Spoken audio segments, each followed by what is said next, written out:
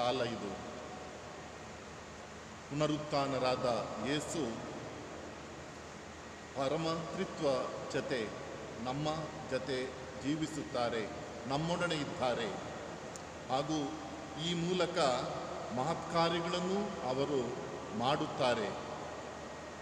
ಈ ಒಂದು ಸಂದೇಶವನ್ನು ಇವತ್ತಿನ ವಾಚನಗಳಲ್ಲಿ ನಾವು ಆಲಿಸುತ್ತೇವೆ.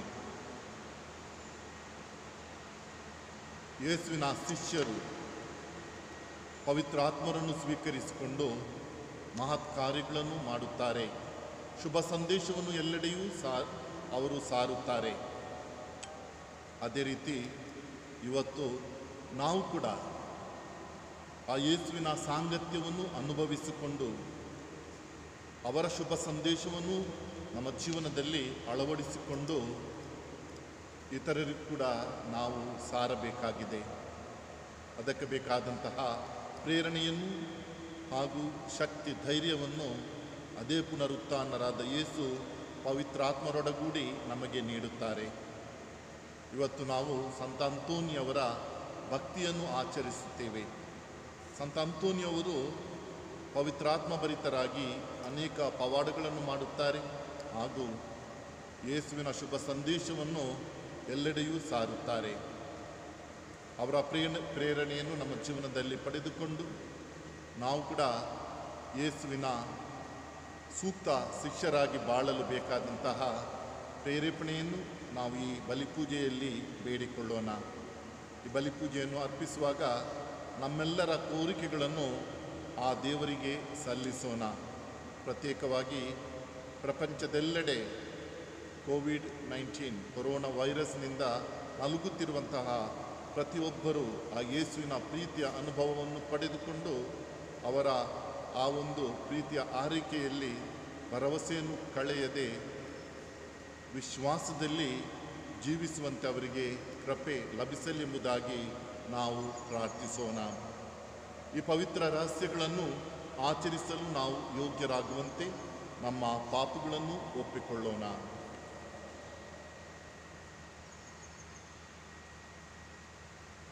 ಎಲ್ಲರೂ ಜೊತೆಯಾಗಿ ಹೇಳೋಣ. ಸರ್ವಶಕ್ತ ದೇವರಿಗೂ ಸಹೋದರ ಸಹೋದರಿಯರೇ ನಿಮಗೂ ಯೋಚನೆಯಿಂದಲೂ ನುಡಿಯಿಂದಲೂ ನಡತೆಯಿಂದಲೂ ಕರ್ತವ್ಯ ಲೋಪದಿಂದಲೂ ನಾನು ಅನೇಕ ಪಾಪಗಳನ್ನು ಮಾಡಿದ್ದೇನೆಂದು ನಿವೇದಿಸುತ್ತೇನೆ. ನನ್ನ ಪಾಪವೇ ನನ್ನ ಪಾಪವೇ ನನ್ನ ಮಹಾಪಾಪವೇ. ಆದುದರಿಂದ ಸದಾ ಕಣ್ಣಿಕೆಯಾದ ಸಂತ ಮರಿಯಮ್ಮನವರನ್ನು, ಸಕಲ ದೇವದೂತರನ್ನು, ಸಂತರನ್ನು, ಸಹೋದರ ಸಹೋದರಿಯರೇ ನಿಮ್ಮನ್ನು ನನಗಾಗಿ ನಮ್ಮ ಪ್ರಭುದೇವರನ್ನು ಪ್ರಾರ್ಥಿಸಬೇಕೆಂದು ಬೇಡಿಕೊಳ್ಳುತ್ತೇನೆ. ಸರ್ವಶಕ್ತ ದೇವರು ನಮಗೆ ದಯೆ ತೋರಿಸಿ ನಮ್ಮ ಪಾಪಗಳನ್ನು ಕ್ಷಮಿಸಿ ನಮ್ಮನ್ನು ನಿತ್ಯ ಜೀವಕ್ಕೆ ಕರೆದೊಯ್ಯಲಿ.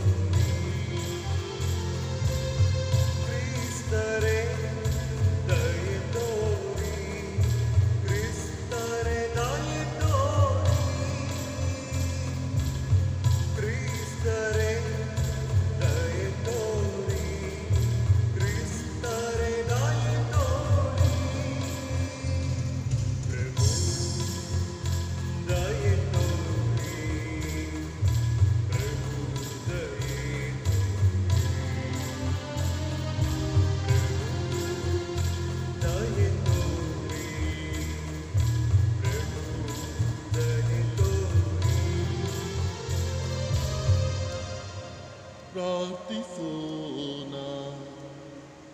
ಸರ್ವಶಕ್ತ ದೇವರೇ, ಪ್ರಭುವಿನ ಪುನರುತ್ಥಾನದ ರಹಸ್ಯಗಳನ್ನು ಆಚರಿಸುವ ನಾವು ನಮ್ಮ ರಕ್ಷಣೆಯ ಆನಂದವನ್ನು ಪಡೆಯಲು ಯೋಗ್ಯರಾಗುವಂತೆ ಅನುಗ್ರಹಿಸಿರಿ. ನಿಮ್ಮೊಂದಿಗೆ ಪವಿತ್ರಾತ್ಮರ ಐಕ್ಯದಲ್ಲಿ ದೇವರಾಗಿ ಯುಗ ಯುಗಾಂತರಕ್ಕೂ ಜೀವಿಸಿ ಆಳುವ ನಮ್ಮ ಪ್ರಭು ನಿಮ್ಮ ಪುತ್ರರು ಆಗಿರುವ ಯೇಸು ಕ್ರಿಸ್ತರ ಮುಖಾಂತರ ನಿಮ್ಮನ್ನು ಪ್ರಾರ್ಥಿಸುತ್ತೇವೆ.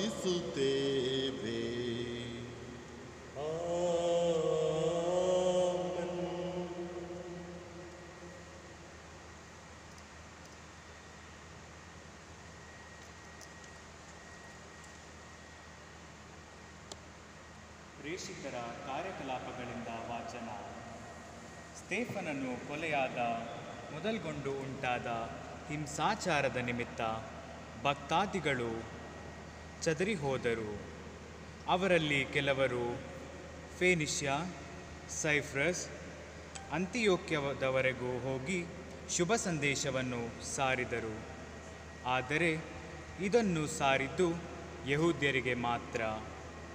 ಸೈಪ್ರಸ್ ಮತ್ತು ಸಿರೇನಿನ ಕೆಲವು ಭಕ್ತರಾದರೂ ಅಂತಿಯೋಕ್ಯಕ್ಕೆ ಹೋಗಿ ಪ್ರಭು ಯೇಸುವಿನ ಶುಭ ಸಂದೇಶವನ್ನು ಗ್ರೀಕರಿಗೂ ಸಾರಿದರು. ಪ್ರಭುವಿನ ಶಕ್ತಿ ಅವರೊಡನೆ ಇತ್ತು. ಜನರು ಬಹುಸಂಖ್ಯೆಯಲ್ಲಿ ಪ್ರಭುವಿನಲ್ಲಿ ವಿಶ್ವಾಸವಿಟ್ಟು ಅವರ ಭಕ್ತರಾದರು. ಈ ಸಮಾಚಾರ ಜೆರುಸಲೇಮಿನ ಧರ್ಮಸಭೆಗೆ ತಲುಪಿತು. ಬಾರ್ನಬನನ್ನು ಅಂತಿಯೋಕ್ಯಕ್ಕೆ ಅವರು ಕಳುಹಿಸಿದರು. ಬಾರ್ನಬನು ಅಲ್ಲಿಗೆ ಬಂದು ದೇವರ ಕೃಪಾಕಾರ್ಯವನ್ನು ಕಂಡು ಸಂತೋಷಪಟ್ಟನು.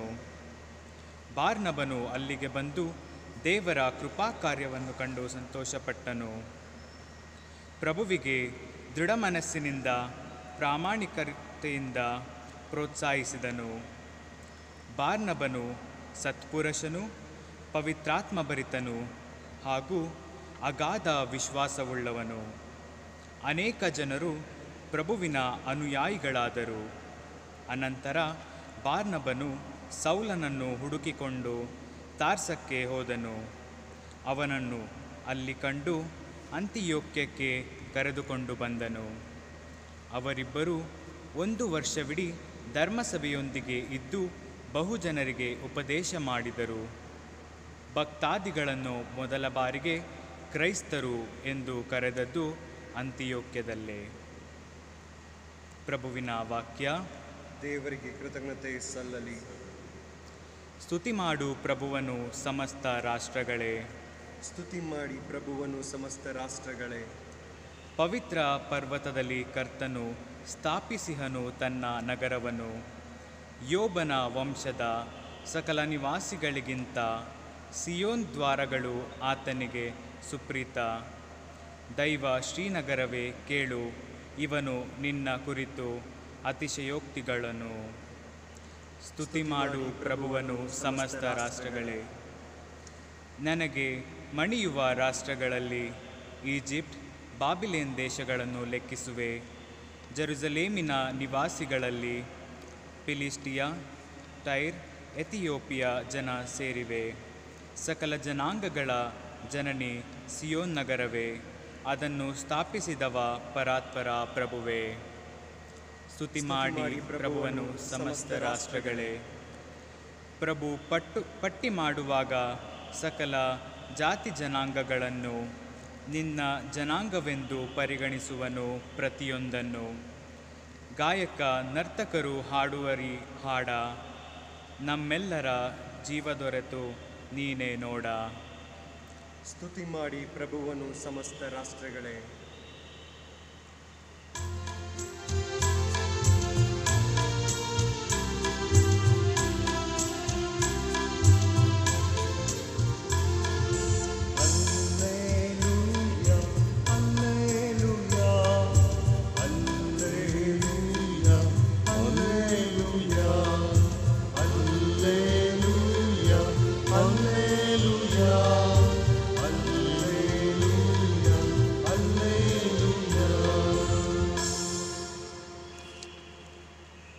ಯೇಸು ಹೀಗೆಂದರು, ನನ್ನ ಕುರಿಗಳಾದರೂ ನನ್ನ ಸ್ವರವನ್ನು ಗುರುತಿಸುತ್ತವೆ.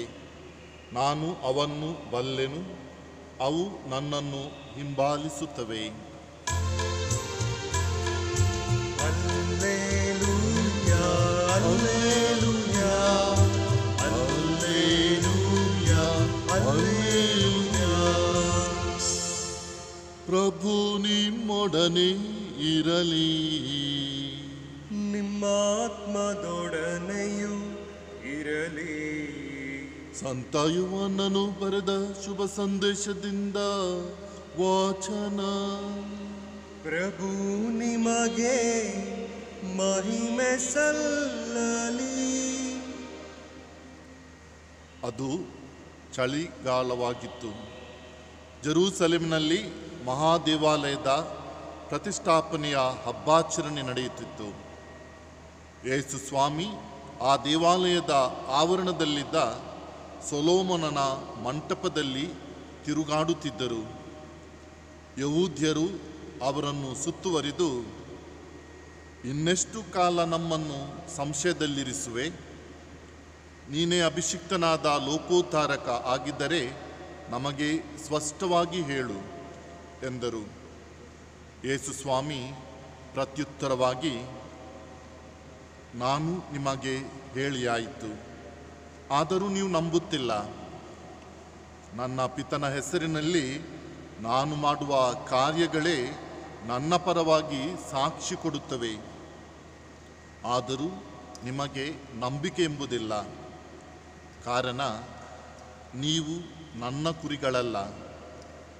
ನನ್ನ ಕುರಿಗಳಾದರೂ ನನ್ನ ಸ್ವರವನ್ನು ಗುರುತಿಸುತ್ತವೆ. ನಾನು ಅವನ್ನು ಬಲ್ಲೆವು. ಅವು ನನ್ನನ್ನು ಹಿಂಬಾಲಿಸುತ್ತವೆ. ನಾನು ಅವುಗಳಿಗೆ ನಿತ್ಯ ಜೀವವನ್ನು ಕೊಡುತ್ತೇನೆ. ಅವು ಎಂದಿಗೂ ನಾಶವಾಗುವುದಿಲ್ಲ. ನನ್ನ ಕೈಯಿಂದ ಅವನ್ನು ಯಾರೂ ಕಸಿದುಕೊಳ್ಳಲಾರರು. ಅವನ್ನು ನನಗೆ ಕೊಟ್ಟ ಪಿತ ಸರ್ವಶ್ರೇಷ್ಠರು. ಪಿತನ ಕೈಯಿಂದ ಅವನ್ನು ಯಾರೂ ಕಸಿದುಕೊಳ್ಳಲಾರರು. ನಾನು ಪಿತನು ಒಂದೇ ಆಗಿದ್ದೇವೆ ಎಂದರು. ಪ್ರಭು ಕ್ರಿಸ್ತರ ಶುಭ ಸಂದೇಶವಿದು. ಕ್ರಿಸ್ತರೇ ನಿಮಗೆ ಸ್ತುತಿ ಸಲ್ಲಲಿ. ಕ್ರಿಸ್ತೇಸುವಿನಲ್ಲಿ ನನ್ನ ಪ್ರೀತಿಯ ಸಹೋದರರೇ ಹಾಗೂ ಸಹೋದರಿಯರೇ, ಇಂದಿನ ಶುಭ ಸಂದೇಶದಲ್ಲಿ ಯೇಸು ಸ್ವಾಮಿ ನಮಗೆ ಹೇಳುತ್ತಾರೆ, ನಾನು ಪಿತನು ಒಂದೇ ಆಗಿದ್ದೇನೆ. ಹೌದು, ನಾವು ಯೇಸು ಸ್ವಾಮಿಯ ಜೀವನವನ್ನು ಅವಲೋಕಿಸಿದರೆ ನಾವು ಈ ಮಾತನ್ನು ನಾವು ಅಕ್ಷರಶಃ ನೋಡುತ್ತೇವೆ. ಅದನ್ನೇ ಯೇಸು ಇವತ್ತಿನ ಶುಭ ಸಂದೇಶದಲ್ಲಿ ಹೇಳ್ತಾರೆ, ನಾನು ಮಾಡುವ ಕಾರ್ಯಗಳೇ ನನ್ನ ಪರವಾಗಿ ಸಾಕ್ಷಿ ಕೊಡುತ್ತವೆ. ಈ ಭೂಲೋಕದಲ್ಲಿ ಯೇಸು ತನ್ನ ಪಿತದೇವರ ಪ್ರತಿರೂಪವಾಗಿದ್ದರು. ಅವರು ಆ ದೇವರ ಇಚ್ಛೆಯನ್ನು ಜಾರಿಗೊಳಿಸ್ತಾ ಇದ್ದರು. ಅದೇನು ಆ ಪಿತದೇವರು ಮನುಕುಲಕ್ಕೆ ಮಾಡಬೇಕೆಂದು ಬಯಸುತ್ತಿದ್ದರೋ ಅದನ್ನೇ ಯೇಸು ಕಾರ್ಯರೂಪಕ್ಕೆ ತಂದರು. ಆ ದೇವರ ಕರುಣೆಯ ಮುಖ ಯೇಸು ಸ್ವಾಮಿ. ಆದ್ದರಿಂದ ನಾವು ಯೇಸು ಸ್ವಾಮಿಯ ಜೀವನದಲ್ಲಿ ನೋಡುತ್ತೇವೆ, ಅವರು ಎಲ್ಲೆಡೆ ಹೋದರೂ ಕೂಡ ಪ್ರೀತಿಯನ್ನೇ ಸಾರಿದರು, ಕರುಣೆಯನ್ನೇ ತೋರಿದರು. ಅವರ ಬಳಿಗೆ ಬಂದವರಿಗೆ ಎಲ್ಲರಿಗೂ ಉಪಶಮನವನ್ನು ನೀಡಿದರು, ಸಾಂತ್ವನವನ್ನು ನೀಡಿದರು.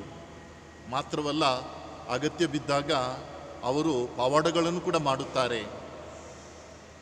ತನ್ನ ಪ್ರತಿಯೊಂದು ಕೆಲಸ ಕಾರ್ಯಗಳಲ್ಲಿ ತನ್ನ ಪಿತದೇವರನ್ನು ನೆನೆದುಕೊಂಡು ಅವರ ಆ ಒಂದು ಆಶೀರ್ವಾದವನ್ನು ಪಡೆದುಕೊಂಡು ಅವರ ಸಾನ್ನಿಧ್ಯವನ್ನು ತನ್ನ ಜೀವನದಲ್ಲಿ ಅನುಭವಿಸಿಕೊಂಡು ಅವರು ನಿರ್ಧಾರಗಳನ್ನು ತಗೊಳ್ಳುತ್ತಾರೆ. ಪ್ರತ್ಯೇಕವಾಗಿ ತನ್ನ ಶಿಷ್ಯಂದರನ್ನು ಆರಿಸಬೇಕಾದ್ರೆ, ಪವಾಡಗಳನ್ನು ಮಾಡಬೇಕಾದ್ರೆ ಆ ಯೇಸು ಆ ದೇವರ ಮುಖವಾಗಿ ಬಾಳುತ್ತಾ ಇದ್ದರು. ಆ ದೇವರು ಎಂದರೆ ಯಾರು? ಕಣ್ಣಿಗೆ ಕಾಣದ ದೇವರು ಯೇಸುವಿನ ಮೂಲಕ ಈ ಪ್ರಪಂಚಕ್ಕೆ ಕಾಣತೊಡಗಿದರು. ಆ ದೇವರು ಎಂದರೆ ಕಠಿಣ ಹೃದಯವರು ಅಲ್ಲ, ಬದಲಾಗಿ ಪ್ರೀತಿಮಯಿ, ಕರುಣಾಮಯಿ, ಎಲ್ಲರನ್ನೂ ತನ್ನ ಎಡೆಗೆ ಬರಮಾಡಿಕೊಳ್ಳುವವರು, ಯಾವುದೇ ರೀತಿಯ ತಾರತಮ್ಯವನ್ನು ತೋರಿಸದೆ ಎಲ್ರಿಗೂ ಸರಿ ಸಮಾನವಾಗಿ ಕಾಣುವವರು, ತನ್ನ ಪ್ರೀತಿಯನ್ನು ಧಾರೆ ಎರೆಯುವವರು ಎಂಬಂತಹ ಆ ಸತ್ಯ ಯೇಸುವಿನ ಜೀವನದಲ್ಲಿ ನಾವು ಕಂಡುಕೊಳ್ಳುತ್ತೇವೆ. ಯೇಸುವಿಗೆ ಇದು ಹೇಗೆ ಸಾಧ್ಯವಾಯಿತು? ತನ್ನ ತಂದೆ ದೇವರ ಇಚ್ಛೆ ಸಂಪೂರ್ಣವಾಗಿ ಪರಿಪಾಲಿಸಲು ಅವರಿಗೆ ಹೇಗೆ ಸಾಧ್ಯವಾಯಿತು? ಯಾಕೆಂದರೆ ಯೇಸು ಪ್ರತಿದಿನ ತನ್ನ ತಂದೆ ದೇವರ ಒಡನಾಟದಲ್ಲಿದ್ದರು. ಪ್ರತ್ಯೇಕವಾಗಿ ಬೆಳಗಿನ ಜಾವ ಅಥವಾ ರಾತ್ರಿ ಹೊತ್ತು ಏಕಾಂತದಲ್ಲಿ ತನ್ನ ತಂದೆಯ ಜೊತೆ ತಮ್ಮ ಸಮಯವನ್ನು ಕಳೀತಾ ಇದ್ದರು. ಅವರ ಜೊತೆ ಐಕ್ಯರಾಗಿ ಅವರು ಬಾಳುತ್ತಿದ್ದರು. ಹೀಗೆ ಈ ಐಕ್ಯತೆಯಿಂದ ಅವರಿಗೆ ತನ್ನ ಜೀವನದ ಪ್ರತಿ ಕ್ಷಣದಲ್ಲಿ ತನ್ನ ತಂದೆಯನ್ನು ಪ್ರತಿಫಲಿಸಲು ಸಾಧ್ಯವಾಗ್ತಾ ಇತ್ತು. ಆದ್ದರಿಂದ ಯಹೂದ್ಯರು ಅವರಲ್ಲಿ ಕೇಳಿಕೊಂಡಾಗ, ನೀನೇ ಅಭಿಷಿಕ್ತನಾದ ಲೋಕೋದ್ಧಾರಕ್ಕಾಗಿದ್ದರೆ ನಮಗೆ ಸ್ಪಷ್ಟವಾಗಿ ಹೇಳು. ಯಾಕೆಂದರೆ ಯಹೂದ್ಯರು ಅಭಿಷಿಕ್ತರು ಅಂದರೆ ತಮ್ಮನ್ನು ಆಳುವ ಅರಸನು, ತಮ್ಮ ರಾಜ್ಯವನ್ನು ಆಳುವ ಅರಸನು ಎಂದು ಅರಿತುಕೊಂಡಿದ್ದರು. ತಮ್ಮನ್ನು ಬಂದಿಯಾಗಿರಿಸಿಕೊಂಡಂತಹ ಅಥವಾ ಗುಲಾಮರನ್ನಾಗಿಸಿ ನಡೆಸಿಕೊಳ್ಳುವಂತಹ ಆ ರೋಮನರನ್ನು ಅವರು ಹೊಡೆದೋಡಿಸುವರು. ಹಾಗೂ ದಾವಿದ ಅರಸನಂತೆ, ಸೊಲೊಮೋನ ಅರಸನಂತೆ ಪುನಃ ಯಹೂದ್ಯರ ಆ ಚಕ್ರಾಧಿಪತ್ಯವನ್ನು ಅವರು ಸ್ಥಾಪಿಸುತ್ತಾರೆ.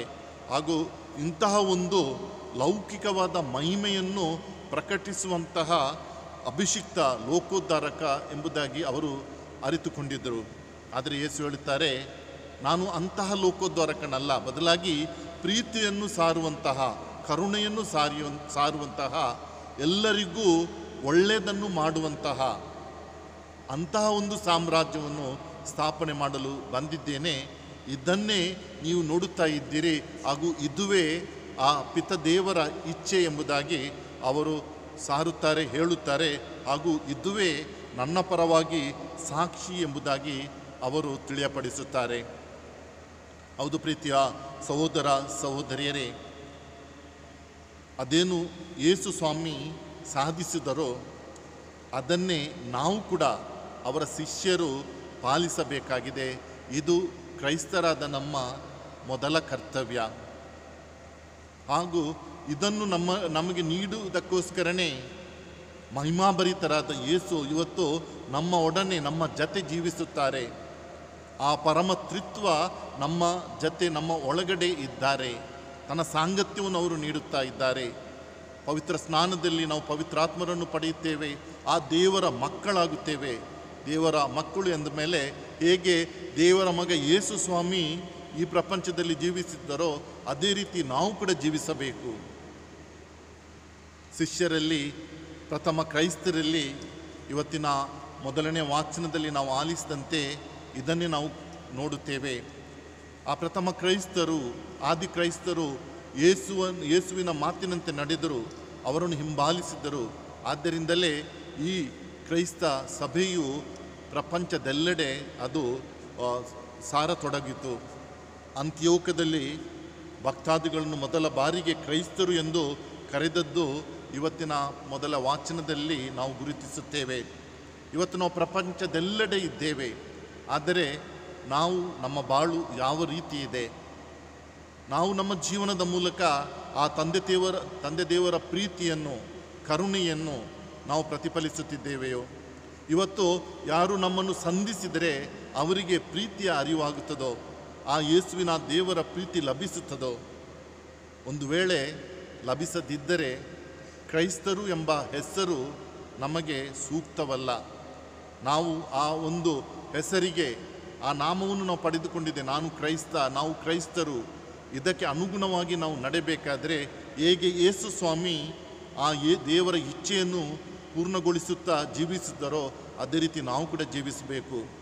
ಹೇಗೆ ಮೊದಲ ಭಕ್ತಾದಿಗಳು ಜೀವಿಸಿದರೋ, ಆ ಪ್ರಭುವಿನ ಸಂದೇಶವನ್ನು ಸಾರಿ ಅವರನ್ನು ಹಿಂಬಾಲಿಸಿ ಹೇಗೆ ಜೀವಿಸಿದರೋ, ಅವರಿಗೆ ಸಾಕ್ಷಿಗಳಾಗಿ ಹೇಗೆ ಬಾಳಿದರೋ ಅದೇ ರೀತಿ ನಾವು ಕೂಡ ಬಾಳಬೇಕು. ಆವಾಗ ಮಾತ್ರ ಕ್ರೈಸ್ತ ಎಂಬ ಪದ ನಮಗೆ ಸೂಕ್ತವಾಗ್ತದೆ. ಹಾಗೂ ಈ ಪ್ರಪಂಚದೆಲ್ಲೆಡೆ ಒಂದು ಪ್ರೀತಿಯ ನಾಗರಿಕತೆಯನ್ನು ಪಸರಿಸಲು ನಮಗೆ ಸಾಧ್ಯವಾಗ್ತದೆ. ಇವತ್ತಿನ ಪ್ರಪಂಚಕ್ಕೆ ಈ ಒಂದು ಪ್ರೀತಿಯ ನಾಗರಿಕತೆಯ ಅವಶ್ಯಕತೆ ಇದೆ. ಹಾಗೂ ಇದನ್ನು ನಾವು ಮಾತ್ರ ನೀಡಲು ಸಾಧ್ಯ ನಮ್ಮ ಕರುಣಾಭರಿತ ಸೇವಾಭರಿತ ಕ್ಷಮೆಯ ಜೀವನದಿಂದ. ಇಂಥ ಒಂದು ಜೀವನವನ್ನು ಲಭಿಸಲು, ಇಂಥ ಒಂದು ಜೀವನವನ್ನು ಜೀವಿಸಲು ಆ ದೇವರು ತಮ್ಮ ಪವಿತ್ರಾತ್ಮರಿಂದ ನಮಗೆ ಶಕ್ತಿಯನ್ನು ನೀಡಲಿ. ಹಾಗೂ ಈ ಮೂಲಕ ನಮ್ಮ ಜೀವನವನ್ನು ಪಾವನಗೊಳಿಸಲು ಸಾರ್ಥಕಗೊಳಿಸಲು ಸಾಧ್ಯವಾಗಲಿ ಎಂಬುದಾಗಿ ನಾವು ಬೇಡಿಕೊಳ್ಳೋಣ. ಆಮೆನ್.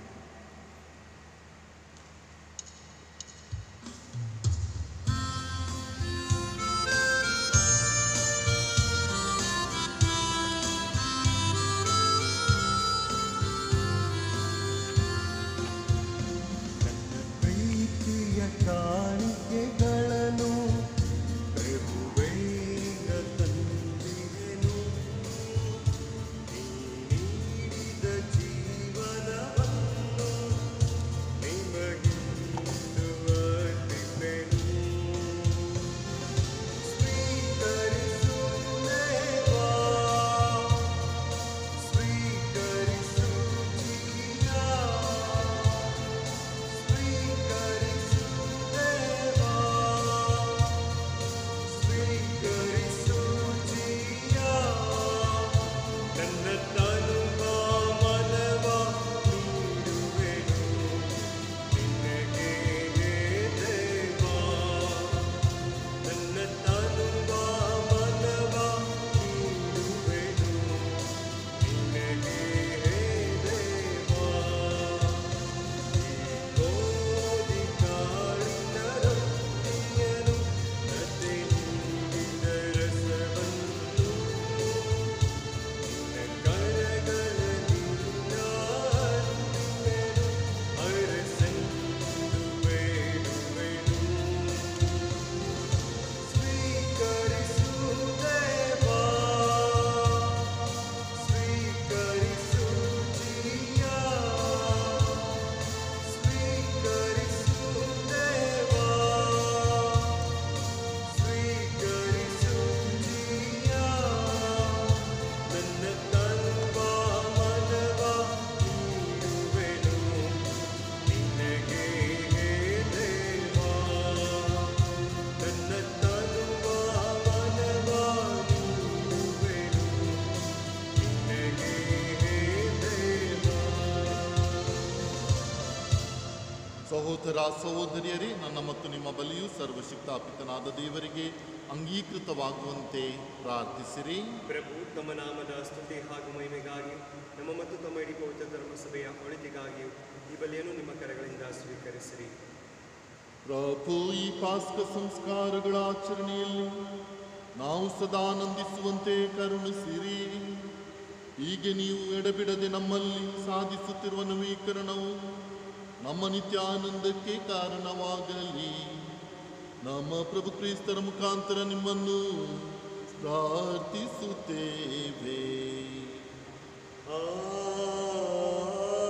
ಆಮೆನ್. ಪ್ರಭು ನಿಮ್ಮೊಡನೆ ಇರಲಿ. ನಿಮ್ಮ ಆತ್ಮದೊಡನೆಯೂ ಇರಲಿ. ನಿಮ್ಮ ಹೃದಯಗಳನ್ನು ಮೇಲಕ್ಕೆತ್ತಿರಿ. ಪ್ರಭುವಿನ ಕಡೆಗೆ ಎತ್ತಿದ್ದೇವೆ. ನಮ್ಮ ಪ್ರಭು ದೇವರಿಗೆ ಕೃತಜ್ಞತೆಯನ್ನು ಸಲ್ಲಿಸೋಣ. ಅದು ಯೋಗ್ಯ ಮತ್ತು ನ್ಯಾಯವಾಗಿದೆ. ಪ್ರಭು ಎಲ್ಲ ಕಾಲದಲ್ಲೂ ನಿಮ್ಮನ್ನು ಸ್ತುತಿಸುವುದು, ವಿಶೇಷವಾಗಿ ನಮ್ಮ ಪಾಸ್ಕ ಬಲಿಯಾದ ಕ್ರಿಸ್ತರು ಅರ್ಪಿತರಾದ ಈ ಕಾಲದಲ್ಲಿ ಅತ್ಯಾಡಂಬರದಿಂದ ನಿಮ್ಮನ್ನು ಕೊಂಡಾಡುವುದು ನಿಜವಾಗಿ ಯೋಗ್ಯವೂ ನ್ಯಾಯವೂ ಆಗಿದೆ. ನಮ್ಮ ಕರ್ತವ್ಯವೂ ರಕ್ಷಣೆಯೂ ಆಗಿದೆ. ಕ್ರಿಸ್ತರು ನಮಗಾಗಿ ಅವಿರತ ಬಲಿಯಾಗಿ ತಮ್ಮನ್ನೇ ಅರ್ಪಿಸುತ್ತಾರೆ. ನಮ್ಮ ಪರವಾಗಿ ವಾದಿಸುತ್ತಾ ನಿಮ್ಮ ಸನ್ನಿಧಿಯಲ್ಲಿ ಸತತವೂ ಭಿನ್ನವಿಸುತ್ತಾರೆ. ಇನ್ನೆಂದಿಗೂ ಮರಣಕ್ಕೆ ಒಳಗಾಗದ ಯಜ್ಞಬಲಿ ಅವರೇ. ನಿತ್ಯಕ್ಕೂ ಜೀವಿಸುವ ಒಮ್ಮೆಗೆ ವಧಿತರಾದ ಕುರಿಮರಿಯೂ ಅವರೇ. ಪಾಸ್ಕ ಮಹಾದಾನಂದದಿಂದ ತುಂಬಿ ಎಲ್ಲ ದೇಶಗಳು ಜನಾಂಗಗಳು ನಿಮ್ಮ ಸ್ತುತಿಯಲ್ಲಿ ಉಲ್ಲಾಸಿಸುತ್ತವೆ. ಅಂತೆಯೇ ಸ್ವರ್ಗೀಯ ಶಕ್ತರು ದೂತಗಣಗಳು ಒಂದಾಗಿ ನಿಮ್ಮ ಮಹಿಮೆಯ ನಿರಂತರ ಗೀತೆಯನ್ನು ಹಾಡುತ್ತಾ ಘೋಷಿಸುತ್ತಾರೆ.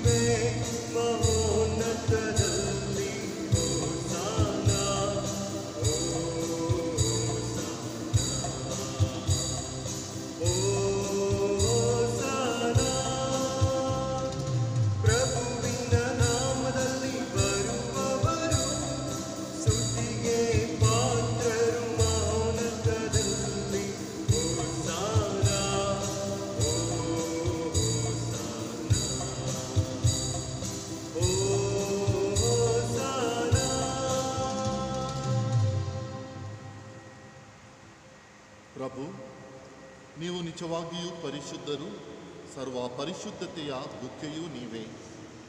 ಈ ಕೊಡುಗೆಗಳ ಮೇಲೆ ನಿಮ್ಮ ಪವಿತ್ರಾತ್ಮರನ್ನು ಇಬ್ಬನಿಯಂತೆ ಸುರಿಸಿ ಪಾವನಗೊಳಿಸಿರೆಂದು ಪ್ರಾರ್ಥಿಸುತ್ತೇವೆ. ನಮಗಿಯೂ ನಮ್ಮ ಪ್ರಭು ಯೇಸು ಕ್ರಿಸ್ತರ ಶರೀರ ಮತ್ತು ರಕ್ತವಾಗುವಂತೆ ಮಾಡಿರಿ. ಅವರನ್ನು ಪರಾಧೀನ ಮಾಡಲಾದ ಸಮಯದಲ್ಲಿ ಸ್ವ ಇಚ್ಛೆಯಿಂದ ತಮ್ಮ ಯಾತನೆಗೆ ಒಳಗಾದಾಗ ಅವರು ರೊಟ್ಟಿಯನ್ನು ತೆಗೆದುಕೊಂಡು ಕೃತಜ್ಞತೆಯನ್ನು ಸಲ್ಲಿಸಿ ಅದನ್ನು ಮುರಿದು ತಮ್ಮ ಶಿಷ್ಯರಿಗೆ ಕೊಡುತ್ತಾ ಹೀಗೆಂದರು, ತೆಗೆದುಕೊಳ್ಳಿ, ಇದನ್ನು ನೀವೆಲ್ಲರೂ ಭುಜಿಸಿರಿ, ಏಕೆಂದರೆ ಇದು ನಿಮಗಾಗಿ ಒಪ್ಪಿಸಲಾಗುವ ನನ್ನ ಶರೀರ.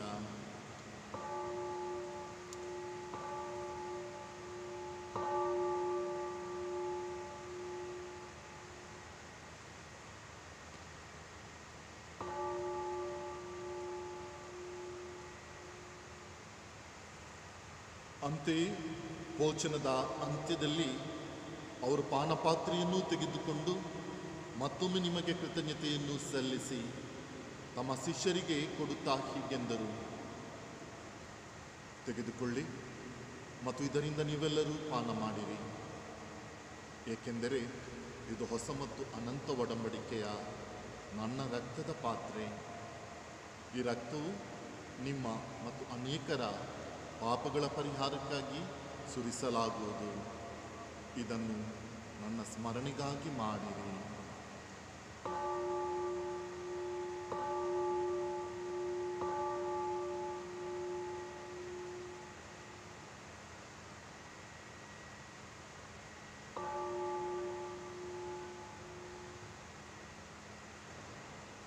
ವಿಶ್ವಾಸದ ರಹಸ್ಯ.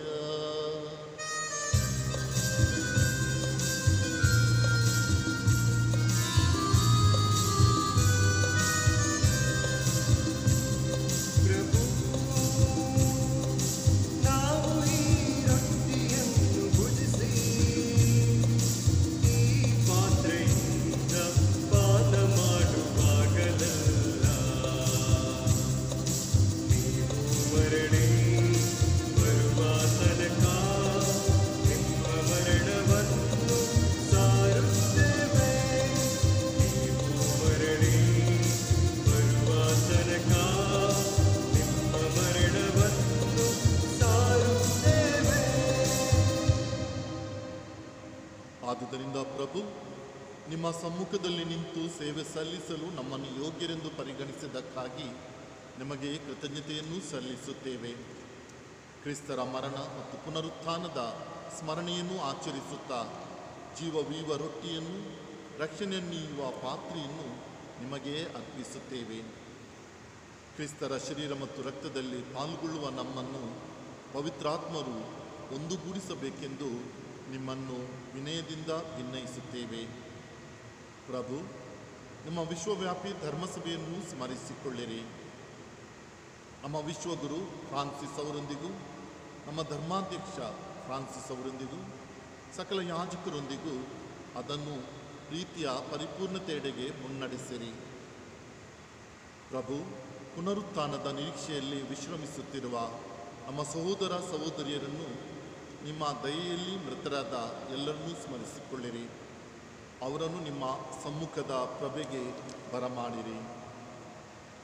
ನಮ್ಮ ಮೇಲೂ ದಯೆ ತೋರಿರಿ. ದೇವಮಾತೆ ಪೂಜ್ಯ ಕನ್ಯಾ ಮರಿಯಮ್ಮನವರೊಂದಿಗೂ ಆಕೆಯ ಪತಿ ಸಂತ ಜೋಸೆಫರೊಂದಿಗೂ ಪುನೀತ ಪ್ರೇಷಿತರೊಂದಿಗೂ ಎಲ್ಲ ಕಾಲಗಳಲ್ಲಿ ನಿಮ್ಮ ಮೆಚ್ಚುಗೆಗೆ ಪಾತ್ರರಾದ ಸಕಲ ಸಂತರೊಂದಿಗೂ ನಾವು ನಿತ್ಯ ಜೀವದಲ್ಲಿ ಸಹಭಾಗಿಗಳಾಗಿ ನಿಮ್ಮನ್ನು ಸ್ತುತಿಸಿ ಮಹಿಮೆ ಪಡಿಸುವಂತೆ ನಿಮ್ಮ ಪುತ್ರ ಯೇಸು ಕ್ರಿಸ್ತರ ಮುಖಾಂತರ ಪ್ರಾರ್ಥಿಸುತ್ತೇವೆ. ಇವರ ಮುಖಾಂತರವೂ ಇವರೊಂದಿಗೂ ಇವರಲ್ಲಿಯೂ ಸರ್ವಶಕ್ತ ತಂದೆಯಾದ ದೇವರೇ, ಪವಿತ್ರಾತ್ಮರ ಐಕ್ಯದಲ್ಲಿ ಸರ್ವಗೌರವವೂ ಮಹಿಮೆಯೂ ಯುಗ ಯುಗಾಂತರಕ್ಕೂ ನಿಮಗೆ ಸಲ್ಲಲಿ.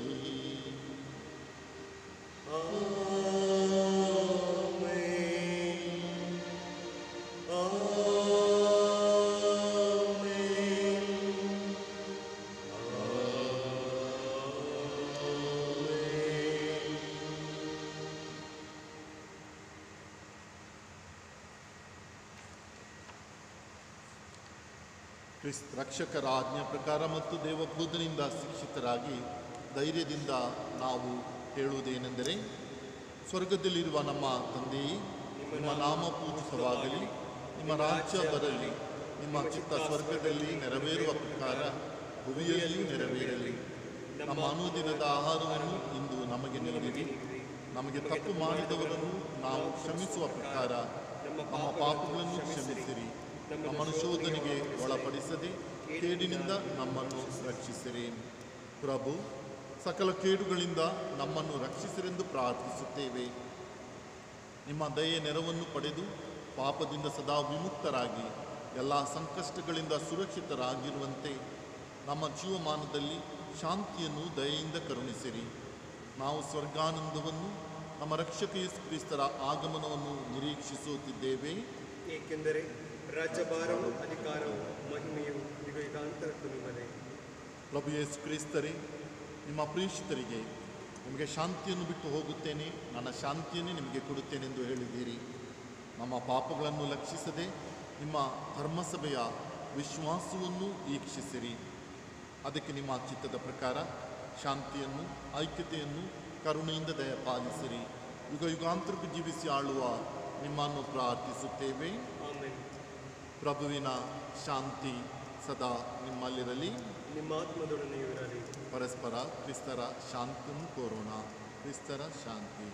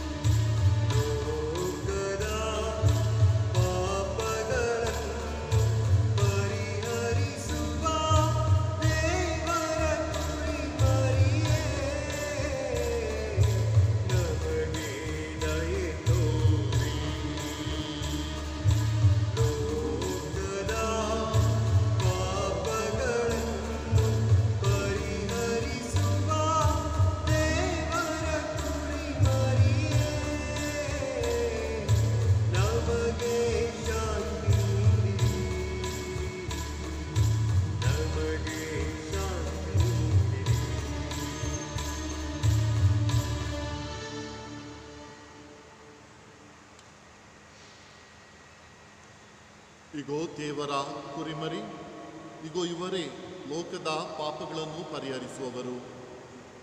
ಇವರ ಈ ಪಾಸ್ಕ ಭೋಜನಕ್ಕೆ ಆಹ್ವಾನಿತರಾದ ನಾವೆಲ್ಲರೂ ಭಾಗ್ಯವಂತರು. ಪ್ರಭು, ತಾವು ನಮ್ಮ ಮನೆಯಲ್ಲಿ ಪ್ರವೇಶಿಸಲು ನಾನು ಪಾತ್ರನಲ್ಲ, ಆದರೆ ತಾವೊಂದೇ ಒಂದು ಮಾತನ್ನು ಹೇಳಿರಿ, ನನ್ನ ಆತ್ಮವು ಸ್ವಸ್ಥವಾಗುವುದು. ಅಮರ ಜೀವಕ್ಕೆ ಕ್ರಿಸ್ತರ ಶರೀರ ಮತ್ತು ರಕ್ತವು ನನ್ನನ್ನು ಕಾಪಾಡಲಿ.